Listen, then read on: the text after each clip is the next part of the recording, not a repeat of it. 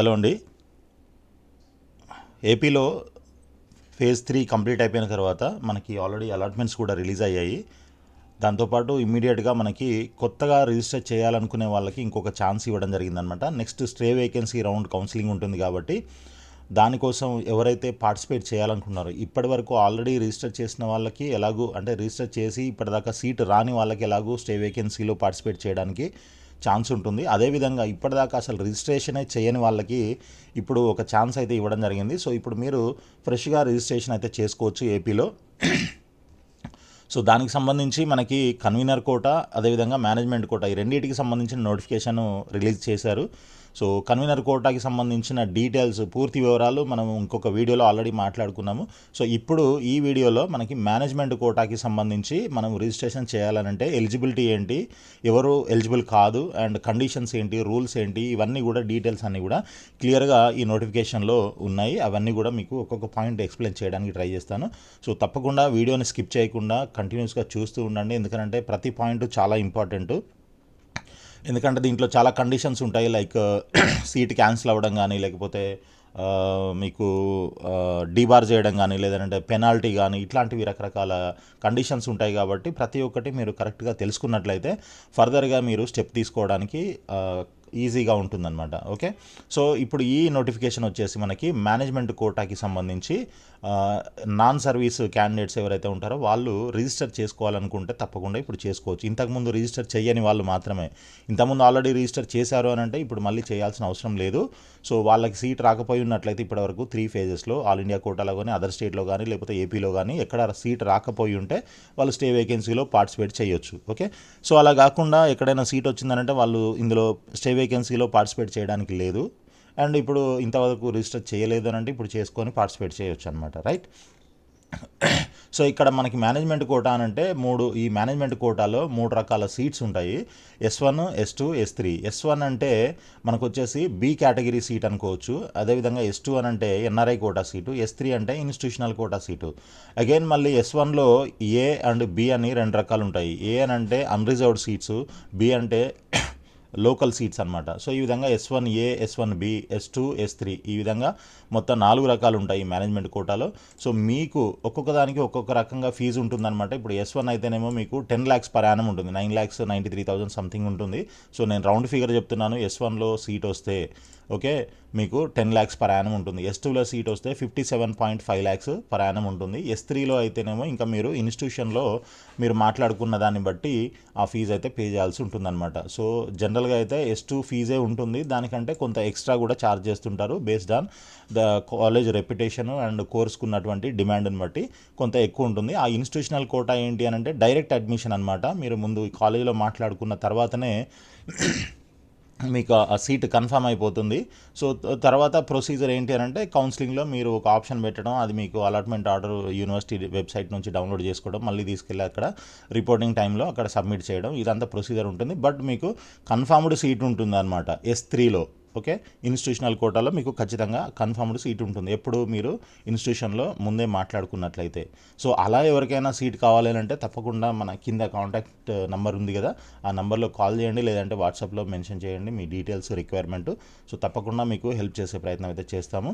సరే, అయితే మరి రిజిస్ట్రేషన్ ఎప్పటి నుంచి చేసుకోవచ్చు అని అంటే మనకి 16th ఈవినింగ్ 6 o'clock నుంచే ఆల్రెడీ రిజిస్ట్రేషన్ స్టార్ట్ అయింది. అండ్ ఇది మనకి 18th ఈవినింగ్ 6 o'clock వరకు మనకి టైం ఉందన్నమాట. ఈ లోపల మీరు రిజిస్టర్ చేసుకోవాలనుకునే వాళ్ళందరూ చేసుకోవచ్చు. అండ్ మీ సర్టిఫికేట్స్ అన్ని ఒరిజినల్ స్కాన్డ్ డాక్యుమెంట్స్ అన్నీ కూడా అప్లోడ్ చేయాల్సి ఉంటుంది వెరిఫికేషన్ కోసం. జిరాక్స్లు స్కాన్ చేసి పెట్టొద్దు, ఓన్లీ ఒరిజినల్ డాక్యుమెంట్స్ మాత్రమే స్కాన్ చేసి పెట్టండి, అప్పుడే మీ వెరిఫికేషన్ అనేది కంప్లీట్ అవుతుంది. ఓకే, సో ఇక మరి దీంట్లో పార్టిసిపేట్ చేయాలి అని అంటే 3 lakhs refundable security deposit pay చేయాల్సి ఉంటుందన్నమాట. సో ఇది ఆల్రెడీ మనకి 3rd ఫేజ్కి ముందు కూడా కొంతమంది పే చేసి ఉంటారు ఆ 3 lakhs. అయితే వాళ్ళు ఒకవేళ అక్కడ సీటు రానట్లయితే వాళ్ళు ఇప్పుడు దీంట్లో స్టే వేకెన్సీ రౌండ్లో మళ్ళీ పార్టిసిపేట్ చేయొచ్చు. ఒకవేళ వీళ్ళకి సీటు వచ్చిందనుకోండి, అక్కడ సీట్ వచ్చిన వాళ్ళు ఇంకా దీంట్లో ఎలిజిబుల్ కారు. కానీ ఒకటి ఏంటంటే ఆల్రెడీ అక్కడ పే చేసి సీట్ రాని వాళ్ళు ఇందులో మళ్ళీ పే చేయాల్సిన అవసరం అయితే లేదు. కాబట్టి ఆ పాయింట్ ఒకటి గుర్తుపెట్టుకోండి. సో 3 lakhs ఇప్పుడు కొత్తగా రిజిస్టర్ చేసుకున్న వాళ్ళైతే కంపల్సరీ ఈ 3 lakhs రీఫండబుల్ సెక్యూరిటీ డిపాజిట్ అయితే పే చేయాల్సి ఉంటుంది. అయితే మరి రీఫండబుల్ అంటే ఎప్పుడు మనకి రిటర్న్ వస్తుంది అని అంటే మనకి సీట్ వచ్చి మనం జాయిన్ అయితే ఆ రీఫండ్ అవుతుంది మనకి. ఒకవేళ అసలు సీటే రాలేదనుకోండి అయినా కూడా రీఫండ్ అవుతుంది. కానీ మీరు సీట్ వచ్చి మీరు జాయిన్ అవ్వకపోతే అప్పుడు మీ 3 lakhs ఫోర్ఫీట్ చేయడం జరుగుతుంది. అదేవిధంగా మీరు 1 year పాటు డీబార్ కూడా అవుతారనమాట.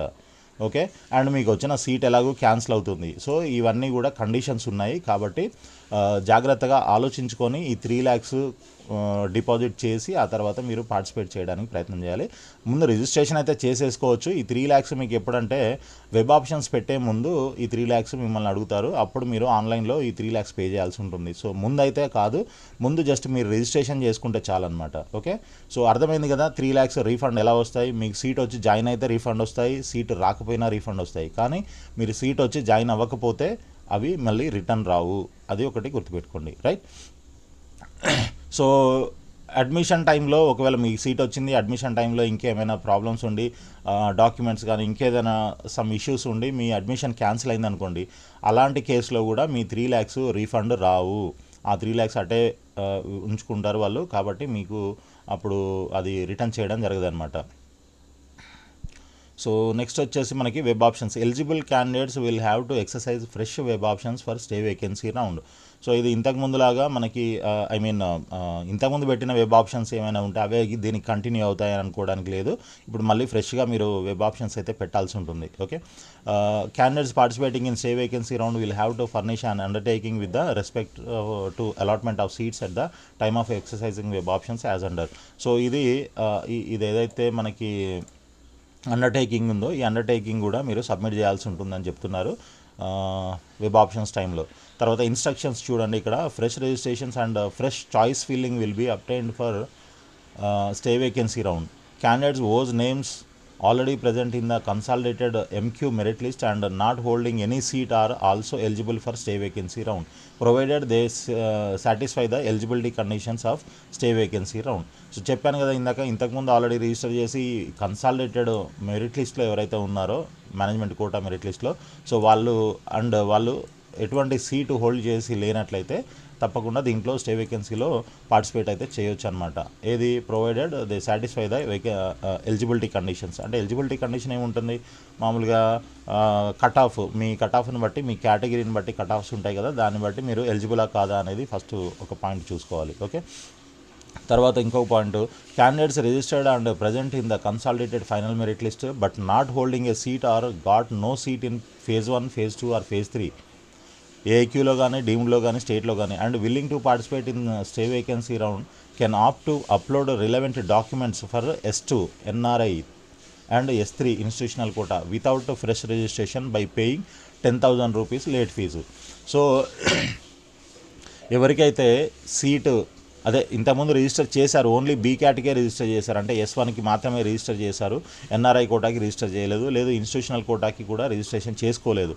సో అలాంటి వాళ్ళు ఎవరైనా ఉన్నట్లయితే ఇప్పుడు దాన్ని అప్గ్రేడ్ చేసుకోవచ్చు అనమాట. మళ్ళీ కొత్త రిజిస్ట్రేషన్ చేయాల్సిన అవసరం లేకుండా S2కి, అంటే మీ దగ్గర NRI డాక్యుమెంట్స్ ఉన్నట్లయితే అవి అప్లోడ్ చేసి మీరు S2కి కూడా రిజిస్టర్ చేసుకోవచ్చు. లేదు S3లో మీరు సీట్ ఆల్రెడీ మాట్లాడుకొని ఉన్నట్లయితే ఆ సీటు కోసం మీరు S3కి కూడా అప్లై చేసుకోవచ్చు. కానీ మీరు ఒక 10,000 rupees ఎక్స్ట్రా పే చేయాల్సి ఉంటుంది అంతే. మళ్ళీ ఫ్రెష్ రిజిస్ట్రేషన్ అయితే చేయాల్సిన అవసరం లేదు. కాబట్టి ఈ పాయింట్ ఎవరైనా అప్గ్రేడ్ చేయాలనుకుంటే అంటే B నుంచి Cకి, NRIకి, లేదా B నుంచి ఇన్స్టిట్యూషనల్ కోటాకి S3కి, S1 నుంచి S2కి, S1 నుంచి S3కి, అలా ముందు మీరు S1 అయితే చేసున్నట్లయితేనే ఈ 10,000తో సరిపోతుంది. లేదా అసలు S1కి కూడా చేయలేదు, B కేటగిరీకి కూడా చేయలేదు అని అంటే మళ్ళీ మీరు ఫ్రెష్ రిజిస్ట్రేషన్ అయితే చేసుకోవాల్సి ఉంటుంది. Okay, and all unfilled S1B seats are converted as S1A seats. So S1Bలో ఏవైతే సీట్స్ ఉంటాయో ఆ సీట్స్ అన్నీ ఒకవేళ ఫిల్ అవ్వకపోతే వాటన్నిటిని కూడా S1Aకి కన్వర్ట్ చేయడం జరుగుతుందని చెప్తున్నారు. తర్వాత unfilled S1 and S2 NRI seats in minority colleges after exhaustion of minority list will be allotted to non minority candidates as per eligibility and merit. So మామూలుగా అయితే మైనారిటీ కాలేజెస్లో ఉండేటువంటి సీట్స్ మైనారిటీ స్టూడెంట్స్కి allot చేస్తారు. In case అవి ఏమైనా మిగిలిపోతే non minority candidates కూడా మీకు ఎలిజిబిలిటీని బట్టి మీ మెరిట్ని బట్టి అలాట్ చేస్తామని చెప్తున్నారు. తర్వాత ఇక ఫిఫ్త్ పాయింట్ ఎలిజిబుల్ క్యాండిడేట్స్, అసలు ఎవరెవరు ఎలిజిబుల్ ఈ స్టే వేకెన్సీలో రౌండ్లో పార్టిసిపేట్ చేయడానికి ఎవరు ఎలిజిబుల్ అని అంటే ఇక్కడ కొన్ని కండిషన్స్ ఉన్నాయి, చూద్దాము. So the candidates who are not holding a seat or got no seat in phase 1, phase 2, phase 3 of counselling AIQ state deemed can participate in stay vacancy round. So ఇప్పటి వరకు ఎవరైతే ఎటువంటి సీటు తీసుకోలేదో, ఎటువంటి seat లేదో, okay, and అసలు సీటే allot కాలేదు phase 1లో కానీ phase 2లో కానీ phase 3లో కానీ, whether it is all India quota or state counselling or in deemed universities, ఎక్కడ మీకు అసలు సీటే లేదు అని అంటే అలాంటి వాళ్ళు దీంట్లో తప్పకుండా పార్టిసిపేట్ చేయొచ్చు, ఏది ఎలిజిబిలిటీ క్రైటీరియా సాటిస్ఫై అవుతాయి. తర్వాత వచ్చేసి the candidates who have been allotted but not joined in phase 1, phase 2 of state quota both CQ and MQ, competent authority quota and management quota, and round 1, round 2, round 3 of all India quota are eligible to participate in this stay vacancy round counselling అనమాట. So ఏపీలో అయితే state కౌన్సిలింగ్లో అయితే phase 1, phase 2లో మీకు అసలు సీటే allot అవ్వలేదు. Third ఫేజ్లో అయితే సీట్ అలాట్ అవుతే ఖచ్చితంగా తీసుకోవాలి కదా, ఆ రూల్ ఉంది. కానీ మీకు సీట్ అలాట్ అయినా కూడా ఫస్ట్ ఫేజ్లో, సెకండ్ ఫేజ్లో సీట్ అలాట్ అయినా కూడా మీరు జాయిన్ అవ్వలేదు అనుకోండి, జాయిన్ అవ్వలేదు కానీ థర్డ్ ఫేజ్లో ట్రై చేశారు కానీ రాలేదు, సో అలాంటి వాళ్ళు ఎవరైనా ఉన్నట్లయితే దీంట్లో ట్రై చేసుకోవచ్చు. అంటే ఇది సిక్యూలో కానీ ఎంక్యూలో కానీ ఇంతవరకు అసలు ఎటువంటి సీట్ లేని వాళ్ళు. అదేవిధంగా round 1, round 2, round 3 of all India quota, దాంట్లో కూడా ఎటువంటి సీట్ అలాట్ అయినా కూడా మీరు జాయిన్ అవ్వలేదు అనుకోండి, అలాంటి వాళ్ళందరూ కూడా దీంట్లో పార్టిసిపేట్ చేయడానికి ఎలిజిబుల్ అనమాట. So a candidate who has not registered and no choice locked in the phase 1 or phase 2 or phase 3 mop up online counselling will be permitted to attend stay round of online counselling. So ఇక్కడ ఏమంటున్నాడంటే candidates who has not registered and no choice locked, మీరు phase 1లో కానీ phase 2లో కానీ phase 3లో కానీ మీరు రిజిస్టర్ చేయలేదు అండ్ మీ చాయిసెస్ లాక్ చేయలేదు, అలాంటి వాళ్ళు ఎవరైనా ఉన్నట్లయితే వాళ్ళందరినీ కూడా పర్మిట్ చేస్తామని అంటున్నారు ఆన్లైన్ కౌన్సిలింగ్లో, ఏది ఈ ఫైనల్ స్టే వేకెన్సీ రౌండ్లో పర్మిట్ చేస్తామని చెప్తున్నారనమాట. ఇక నాట్ ఎలిజిబుల్ ఎవరు అని లిస్ట్ చూసినట్లయితే ఇది చాలా పెద్ద లిస్టే ఉంది. సో 1, 2, 3, 4 పాయింట్స్ ఉన్నాయి, చూద్దాం. The candidates who are holding PG medical seat in round 1, round 2 and round 3 mop up of state counselling both CQ and MQ are not eligible to participate in stay vacancy round. మీకు ఒకవేళ convener కోటాలో కానీ, ఏపీలో convener కోటాలో కానీ, management కోటాలో కానీ అది phase 1లో, phase 2లో, phase 3లో ఎక్కడ సీట్ వచ్చి ఉన్నా కూడా మీరు నాట్ ఎలిజిబుల్ అనమాట. ఓకే, తర్వాత second point, the candidate who is holding a seat allotted in round 1 and round 2 and round 3 okay in all India quota or deemed universities conducted by MCC. So all India కోటాలో మీకు all India free seat కానీ లేదంటే paid seat in deemed యూనివర్సిటీస్లో కానీ ఒకవేళ మీకు ఏ రౌండ్లో వచ్చినా కూడా ఓకే ఆ సీట్ మీరు కంటిన్యూ చేస్తున్నట్లయితే సో అలాంటి వాళ్ళు కూడా నాట్ ఎలిజిబుల్ అనమాట. తర్వాత the candidates who have been allotted in phase 3 mop up of state quota both CQ and MQ and all allottees in CQ stay round irrespective of their reporting status are not eligible.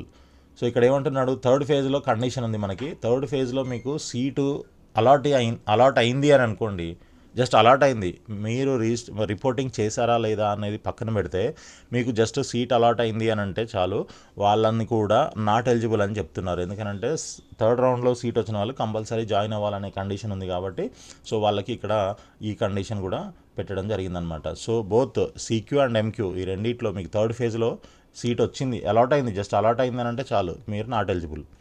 మీరు చేరారా లేదా అనేది తర్వాత సంగతి. Next వచ్చేసి the candidates who have been allotted in stay round of all India quota or deemed universities are also not eligible to participate in stay vacancy round of counselling.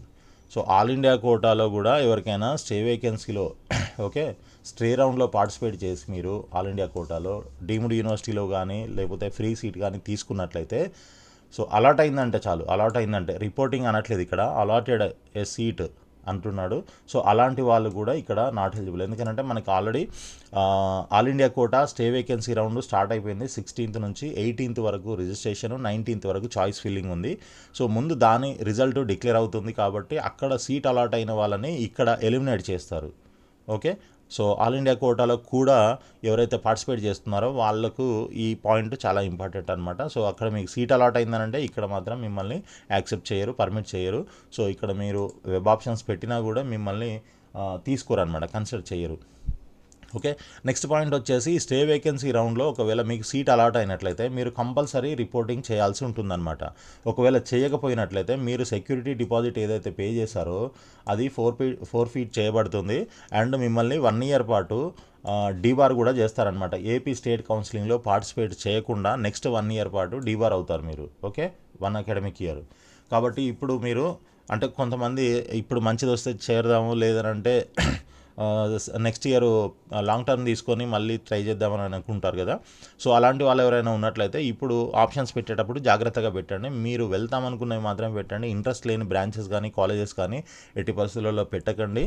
So మీకు ఒక chance ఉంటుంది, మీకు seat రాదు కాబట్టి మీరు డైరెక్ట్గా next year try చేసుకోవడానికి వీలుంటుంది. ఒకవేళ మీకు సీట్ వచ్చి మీరు చేరకుండా వదిలేశారనుకోండి, అప్పుడు మీ వచ్చిన సీటు క్యాన్సిల్ అయిపోతుంది అండ్ మీరు కట్టిన 3 లక్షలు పోతాయి అండ్ మీరు 1 year పాటు డీబార్ కూడా అవుతారు. నెక్స్ట్ ఇయర్ కూడా మీరు ట్రై చేయడానికి ఛాన్స్ ఉండదు. ఓకే, సో ఈ కండిషన్స్ అన్ని కూడా జాగ్రత్తగా పెట్టుకోండి మైండ్లో.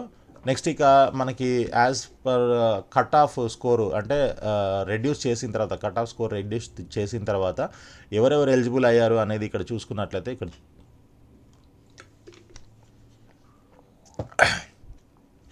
జనరల్ లేదా ఈడబ్ల్యూఎస్ క్యాండిడేట్స్ అయితే 103 అండ్ ఎబో మార్క్స్ వచ్చినట్లయితే వాళ్ళందరూ కూడా ఎలిజిబుల్ అనమాట.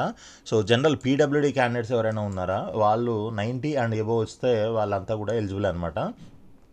ఇక ఎస్సీ ఎస్టీ ఓబీసీ అని అంటే బీసీలో ఉండేటువంటి ఇక్కడ స్టేట్ లెవెల్లో బీసీ అంటారు. బీసీఏ బిసిడిఈ అనే 5 రకాలు ఉంటాయి. ఓబీసీ అని అంటే నేషనల్ లెవెల్లో ఓబీసీ అంటాం అనమాట. సో ఈ క్యాండిడేట్స్ ఎవరైతే ఉంటారో వీళ్ళకి 0% అంటే ఆల్మోస్ట్ వీళ్ళకి మైనస్ మార్కులు వచ్చిన వాళ్ళు కూడా ఎలిజిబుల్ అనమాట. ఓకే, సో ఇలాంటి వాళ్ళందరూ కూడా ఇప్పటిదాకా రిజిస్టర్ చేసుకున్నట్లయితే ఎవరైనా ఉన్నట్లయితే వాళ్ళు ఇప్పుడు కొత్తగా రిజిస్టర్ చేసుకొని పార్టిసిపేట్ చేయొచ్చు స్టే వేకెన్సీ రౌండ్లో. ఓకే, ఇక కట్ ఆఫ్ మీ ఇంటర్న్షిప్ ముందే కంప్లీట్ అయిపోయి ఉండాలి. అది ఎప్పటి వరకు కంప్లీట్ అయిపోయి ఉండాలంటే 31st July 2025 లోపల మీ ఇంటర్న్షిప్ కూడా కంప్లీట్ అయిపోయి ఉండాలి. ఇది కూడా ఒక one of the eligibility criterias. So for eligibility and other details please visit notification అని చెప్తున్నారు. నెక్స్ట్ వచ్చేసి మనకి ఈ రిజిస్ట్రేషన్ ఫీజు ఎంత ఉంటుంది మరి. ఇప్పుడు దీంట్లో మేనేజ్మెంట్ కోటాకి నేను రిజిస్టర్ చేయాలి అని అనుకుంటే ఆల్రెడీ ఇందాక పైన ఒక పాయింట్ చెప్పాను కదా, ఆల్రెడీ బీ కేటగిరీ రిజిస్టర్ చేసిన వాళ్ళు ఎన్ఆర్ఐ కోటాకి లేదంటే ఇన్స్టిట్యూషనల్ కోటాకి అప్గ్రేడ్ చేసుకోవాలనుకుంటే జస్ట్ 10,000 కడితే సరిపోతుంది. బట్ అసలు ఇంతవరకు మేనేజ్మెంట్ కోటా రిజిస్ట్రేషన్ అయితే చేయలేదు అని అంటే వాళ్ళు మాత్రం ఇక్కడ చూడండి, ఓసీ బీసీ ఎస్సీ ఎస్టీ వీళ్ళు MBBS with in AP complete చేసిన వాళ్ళైతే 6,000 ప్లస్ లేట్ ఫీజు 20,000 మొత్తం 26,000 26,000 రూపీస్ అయితే పే చేయాల్సి ఉంటుంది. ఒకవేళ మీరు ఎంబీబీఎస్ అవుట్ సైడ్ ఏపీ చేశారనుకోండి, ఓకే అవుట్ సైడ్ అంటే ఏపీలో కాకుండా వేరే స్టేట్స్లో ఎక్కడైనా ఇండియాలో మీరు ఎంబీబీఎస్ కంప్లీట్ చేసినట్లయితే 9,000 రూపీస్ ఉంటుంది plus 20,000 late fees, total 29,000 pay చేయాలి. ఒకవేళ అసలు మీరు ఎంబీబీఎస్ వేరే కంట్రీలో చేశారనుకోండి, అలాంటి వాళ్ళైతే 13,000 రూపాయలు plus 20,000 fine, okay late fees, మొత్తం కలిపి 33,000 రూపీస్ అయితే పే చేయాల్సి ఉంటుంది. ఇది మనకి registration and processing fees. So ఇది ఎక్స్ట్రా ఎందుకు outside AP and outside country ఎందుకు అని అంటే వెరిఫికేషన్ ఉంటుంది, మీరు ఎక్కడ చేశారు ఏంటి అనేది వెరిఫికేషన్ ఫీజు ఉంటుందన్నమాట. దానికోసం ఇది కొంచెం ఎక్స్ట్రా ఉంటుంది. సో ఏపీలో చేసిన వాళ్ళకైతే 6,000 రూపీసే ఉంటుంది. బట్ ఈ 20,000 అనేది అందరికీ కామన్. సో మీరు దీంట్లో వచ్చినా 20,000 అయితే కట్టాల్సిందే. సో ఈ విధంగా మనకి 26,000 విత్ ఇన్ ఏపీ అయితే 26,000, అవుట్ సైడ్ ఏపీ అయితే 29,000, అవుట్ సైడ్ కంట్రీ అయితే 33,000 పే చేయాల్సి ఉంటుంది. మీరు ఒకసారి ఈ అమౌంట్ పే చేశారు అని అంటే మళ్ళీ ఎట్టి పరిస్థితులలో మీకు అవి రిటర్న్ రావు. ఓకే, ఈ పాయింట్ కూడా గుర్తుపెట్టుకోండి. ఇక తర్వాత ట్యూషన్ ఫీజు మనకి ఎలా ఉంటుంది ఏంటి, మేనేజ్మెంట్ కోటా కదా ఇది, మరి ఎలా ఉంటాయి సార్ ఫీజులు మనకి S1 S2 S3 అంటున్నారు, అంటే B category NRI quota and institutional quota అంటున్నారు కదా. సో మరి వాటికి ఫీజులు ఎలా ఉంటాయని అంటే చూడండి, ఇక్కడ బీ కేటగిరీ అంటే S1 ఏదైతే ఉందో దాంట్లో ఒకవేళ మీకు సీట్ వచ్చినట్లయితే ఈ క్లినికల్ డిగ్రీ ఆర్ డిప్లొమా అయితే 9,93,600 రూపీస్ మీరు పర్ యానం పే చేయాల్సి ఉంటుంది. ఒకవేళ అదే క్లినికల్ డిగ్రీ డిప్లొమా అయితే మీకు ఎన్ఆర్ఐ కోటాలో అంటే సి కేటగిరీలో లేదా ఎన్ఆర్ఐ కోటా లేదా ఇన్స్టిట్యూషనల్ కోటా అయినట్లయితే 57,50,000 ఓకే సంవత్సరానికి పే చేయాల్సి ఉంటుంది. ఇక అలా కాకుండా మనకి పారాక్లినికల్ డిగ్రీ ఆర్ డిప్లొమా అనుకోండి, బీ క్యాట్లో సీట్ వస్తే 3,10,500 పే చేయాలి. ఒకవేళ ఈ సి కేటగిరీ లేదా ఎన్ఆర్ఐ కోటా లేదా ఇన్స్టిట్యూషనల్ కోటా అయితే 17,25,000 రూపీస్ పే చేయాల్సి ఉంటుందన్నమాట. నెక్స్ట్ వచ్చేసి మనకి preclinical degree or diploma అయితే బీ క్యాట్లో సీట్ వచ్చినట్లయితే 1,40,760 రూపీస్ పే చేయాలి. లేదు మనకి NRI quota or institutional quota అయినట్లయితే 9,20,000 రూపీస్ పే చేయాల్సి ఉంటుందన్నమాట. ఇవి కాకుండా ఇంకా మనకి కొన్ని గవర్నమెంట్ కాలేజెస్లో self finance and NRI quota అని చెప్పేసి మనకి కొన్ని సీట్లు ఆఫర్ చేయడం జరుగుతుంది కదా. ఆ కాలేజెస్ ఏంటి అని అంటే ఇవన్నీ కూడా గవర్నమెంట్ కాలేజెసే. ఇవన్నీ 2023-24 అకాడమిక్ ఇయర్ నుంచి స్టార్ట్ అయ్యాయి. So government medical college Eluru, Machilipatnam, Nandyal, Rajahmundry, Vizianagaram ఈ కాలేజెస్లో ఒకవేళ సెల్ఫ్ ఫైనాన్స్ 35% సీట్స్ ఉంటాయి. అలాంటి వాటిలో ఆ కోటాలో మీకు సీట్ వచ్చినట్లయితే 9 lakhs per annum పే చేయాల్సి ఉంటుంది. అలా కాకుండా ఎన్ఆర్ఐ కోటా 15% సీట్స్ ఉంటాయి. సో ఈ సంవత్సరం అయితే దానికి 15%లో ఎన్ఆర్ఐ కోటా సీట్స్ ఏమీ లేవు కాబట్టి దీని మీద ఏమీ మీరు హోప్స్ పెట్టుకోవద్దు. దీంట్లో ఉన్నాయి కానీ చాలా వరకు అలాట్ అయిపోయాయి. మరి స్టే వేకెన్సీలో మిగులుతాయా లేదా తెలియదు, మిగిలితే మీ అదృష్టం. సో ఈ ఎన్ఆర్ఐ కోటాలో సీట్ వచ్చినట్లయితే 29 lakhs per annum పే చేయాల్సి ఉంటుంది. ప్రస్తుతానికి ఈ సంవత్సరానికి అయితే దీంట్లో సీట్లు లేవు. Okay, right. ఇక్కడ ఇంకా కొన్ని ఇన్స్ట్రక్షన్ పాయింట్స్ అన్ని కూడా మెన్షన్ చేశారు చూడండి. So mere applying under this notification does not confer any right to claim seat and the candidature is subject to availability of seats. So మీరు ఇది రిజిస్టర్ చేసినంత మాత్రాన మీకు సీటు వస్తుంది ఖచ్చితంగా అని మేము ఎటువంటి హామీ ఇవ్వట్లేదు. సో అవైలబిలిటీ ఆఫ్ సీట్స్, మిగిలిపోయినటువంటి సీట్స్ ఏవైతే ఉంటాయో ఆ అవైలబిలిటీని బట్టి మాత్రమే అండ్ మీ మెరిట్ అండ్ మీరు ఇచ్చినటువంటి ఆప్షన్స్ని బేస్ చేసుకొని మాత్రమే మీకు సీట్ అలాట్మెంట్ అనేది జరుగుతుంది. సో మేము రిజిస్టర్ చేసాము, తర్వాత సెక్యూరిటీ డిపాజిట్ పే చేసాము, రిజిస్ట్రేషన్ ఫీజు పే చేసాము, ఇవన్నీ చేసాం కదా మాకు సీట్ కన్ఫామ్గా వస్తుంది అని అంటే అలాంటి గ్యారంటీలు ఏమీ లేవు. కాబట్టి జాగ్రత్తగా గుర్తుపెట్టుకోండి. సో మీరు ఈ రిజిస్ట్రేషన్ కానీ ఆప్షన్స్ కానీ ఇవన్నీ డెస్క్టాప్ అండ్ ల్యాప్టాప్ మాత్రమే యూస్ చేయండి, మొబైల్లో చేయకండి దయచేసి. మిస్టేక్స్ అవ్వడానికి ఛాన్సెస్ ఉంటాయి కాబట్టి అవాయిడ్ చేయండి మొబైల్లో. తర్వాత mandatory certificates, passport size photo and signature, incomplete information ఇవన్నీ మీరు కంప్లీట్ ఇన్ఫర్మేషన్ ఇవ్వాల్సి ఉంటుంది. ఒకవేళ ఇవ్వకపోయినట్లయితే, ఈ సర్టిఫికేట్స్ అప్లోడ్ చేయకపోయినట్లయితే మీ అప్లికేషన్ రిజెక్ట్ చేస్తారంట. నెక్స్ట్ వచ్చేసి registration along with uploading of scanned original certificates and exercising of web options will be permitted only once irrespective of the number of counsellings. So ఇక్కడ registration అనేది ఒకసారే and మళ్ళీ registration చేయడానికి అవసరం లేదు. అంటే కౌన్సిలింగ్స్ ఎన్ని ఉన్నా కూడా ఇప్పుడు స్టే వేకెన్సీ ఉంటుంది. ఇన్ కేసు మళ్ళీ దాని తర్వాత మళ్ళీ ఇంకేమైనా సీట్లు మిగిలితే స్పెషల్ స్టే వేకెన్సీ రౌండ్ అని పెడతారు, లేదా స్టే వేకెన్సీ రౌండ్ 1 అనో 2 అనో ఇలా మళ్ళీ పెట్టే అవకాశం ఉంటుంది సీట్లు మిగిలేదాన్ని బట్టి. మిగలకపోతే ఇక్కడతో క్లోజ్ అయిపోతుంది. ఓకే, సో అలా ఎన్ని కౌన్సిలింగ్స్ ఉన్నా కూడా మీరు ఒక్కసారి రిజిస్టర్ చేసుకుంటే చాలు, మళ్ళీ చేయాల్సిన అవసరం లేదు రిజిస్ట్రేషన్ అనేది. ఈ పాయింట్ అయితే ఇక్కడ ఇంకొక పాయింట్ ఏంటంటే కొత్తగా దీంట్లో యాడ్ అయింది ఎక్సర్సైజింగ్ ఆఫ్ వెబ్ ఆప్షన్స్. ఇది కూడా will be permitted only once అన్నాడు. సో మరి ఇప్పుడు మీరు ఫస్ట్ టైం పెట్టే ఆప్షన్సే మీకు మళ్ళీ నెక్స్ట్ రౌండ్కి కూడా అప్లై అవుతాయి అనేది దీని యొక్క ఉద్దేశము. అయితే మరి అది ఎంతవరకు పాసిబుల్ అవుతుంది నెక్స్ట్ మనం ఆప్షన్స్ పెట్టేటప్పుడు తెలుస్తుంది అనమాట. ఇప్పుడు ముందు పెట్టేటప్పుడు ఫ్రెష్గా అయితే పెట్టాలి, తర్వాత నెక్స్ట్ రౌండ్కి అంటే ఇప్పుడు సీట్ రాకపోతే నెక్స్ట్ రౌండ్కి అవే ఆప్షన్స్ కంటిన్యూ అవుతాయి అనేది దీని సారాంశం అనమాట. బట్ చూద్దాము అలా అవుతుందా, మరి ఇంకా మళ్ళీ ఫ్రెష్గా పెట్టాల్సి ఉంటుందా అనేది. ఎందుకంటే వీళ్ళు నోటిఫికేషన్లో ఇచ్చేటప్పుడు ఒకలాగా ఉంటున్నాయి కొన్ని కండిషన్స్, అండ్ మళ్ళీ వెబ్ ఆప్షన్స్ పెట్టేటప్పుడు ఇచ్చే నోటిఫికేషన్లో ఇంకోలాగా ఉంటున్నాయి, ఒక్కొక్కసారి క్లాష్ అవుతున్నాయి, అది కరెక్ట్గా ఉండట్లేదు. అండ్ కాల్ చేస్తే కూడా రెస్పాన్స్ సరిగా లేదు అని చెప్తున్నారు మన సబ్స్క్రైబర్స్, కొంతమంది కాల్ చేశారు నాకు. సో ఎనీవే చూద్దాము ఏమవుతుంది ఏంటి అనేది. తర్వాత నెక్స్ట్ పాయింట్ వచ్చేసి the candidates are hereby informed that if they have secured admission in medical colleges of other states join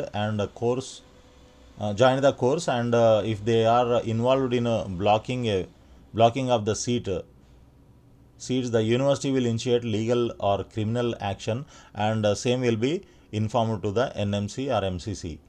so ఎవరైతే ఆల్రెడీ వేరే స్టేట్స్లో సీటు తీసుకున్నారో అండ్ ఇక్కడ మళ్ళీ ట్రై చేస్తున్నారో, అంటే సీట్ బ్లాక్ చేయడం కోసం, సీట్ బ్లాక్ చేయాలనే ఇంటెన్షన్తో అట్లాంటి యాక్టివిటీస్లో ఇన్వాల్వ్ అవుతున్నారో, సో అలాంటి వాళ్ళని ఐడెంటిఫై చేసినట్లయితే ఇమ్మీడియట్గా లీగల్ యాక్షన్ తీసుకుంటాము అండ్ వాళ్ళ నేము ఎన్ఎంసీకి ఎంసీసీకి కూడా ఇన్ఫామ్ చేయడం జరుగుతుంది అని మెన్షన్ చేశారు. కాబట్టి అట్లాంటి వాటిల్లో ఇన్వాల్వ్ అవ్వకుండా ఉండండి.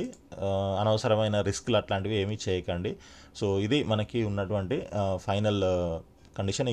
ఇక last but one, if the information furnished by the candidate in the application is incorrect or false or found fake and enclosed forged certificates, documents during the admission process or later, okay, then the university will take action that deems fit as per rules against the candidate, including cancellation of seat in case already admitted without any notice. Further action against such candidates will be taken by the university. So in case మీరు ఇచ్చినటువంటి information కానీ, మీరు upload చేసిన సర్టిఫికేట్లు కానీ, ఏదైనా డాక్యుమెంట్లు కానీ కరెక్ట్ కాదు, ఫేక్ లేదా ఫోర్జుడు ఇట్లాంటివి తెలిసినప్పుడు, ఇన్ఫర్మేషన్ ఫేక్ ఉందని తెలిసిన అట్లాంటివి మీరు అడ్మిషన్ టైంలో కానీ ఆ తర్వాత కానీ తెలిసినట్లయితే మీ అడ్మిషన్ క్యాన్సిల్ చేయడం జరుగుతుంది డైరెక్ట్గా అని చెప్పేసి, అండ్ లీగల్ యాక్షన్ కూడా తీసుకుంటామని చెప్పేసి క్లియర్గా మెన్షన్ చేస్తున్నారు. కాబట్టి జాగ్రత్తగా మీరు ప్రతి ఇన్ఫర్మేషన్ కరెక్ట్గా ఉందా లేదా అనేది చెక్ చేసుకొని రిజిస్ట్రేషన్ చేయండి. చేసేటప్పుడే కరెక్ట్ ఇన్ఫర్మేషన్ ఎంటర్ చేయండి. డాక్యుమెంట్స్ కూడా అన్ని కరెక్ట్గా పెట్టుకోవడానికి ప్రయత్నం చేయండి. సో ఇన్ కేస్ ఇంకా మనకి ఫైనల్గా ఏమైనా ప్రాబ్లమ్స్ ఉన్నట్లయితే, ఈ రెగ్యులేషన్స్కి సంబంధించిన ఏమైనా ఉంటే మీరు ఈ నెంబర్స్లో కాంటాక్ట్ అవ్వచ్చు. అదేవిధంగా టెక్నికల్ ఇష్యూస్ ఏమైనా ఉంటే మీకు ఈ నెంబర్స్ ఉన్నాయి.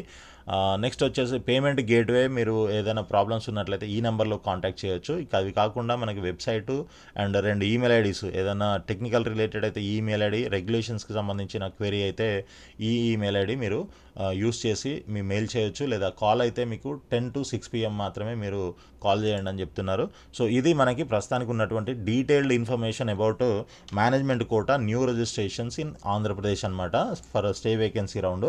సో ఎవరైతే చేయాలనుకుంటున్నారో వాళ్ళు మొత్తం గోత్రూ అవ్వండి. మొత్తం నేను చెప్పిన ప్రతి పాయింట్ మీకు చాలా ఇంపార్టెంట్. అండ్ ఇప్పటిదాకా మీరు వీడియో చూస్తున్నారంటే మీకు వీడియో నచ్చి ఉంటుంది కాబట్టి ఒక లైక్ చేయండి అండ్ మీ ఫ్రెండ్స్ కూడా షేర్ చేయండి. సో ఫర్దర్ అప్డేట్స్ అన్నీ కూడా మీకు రెగ్యులర్గా నోటిఫికేషన్ రూపంలో రావాలి అంటే మన ఛానల్ని సబ్స్క్రైబ్ చేసి ఫాలో చేస్తూ ఉండండి. తప్పకుండా మీకు ప్రతి వీడియో చాలా ఇన్ఫర్మేటివ్గా ఉంటుంది అండ్ చాలా యూస్ఫుల్ కూడా అవుతుంది. సో ఆల్ ది బెస్ట్ అండి. Thank you so much.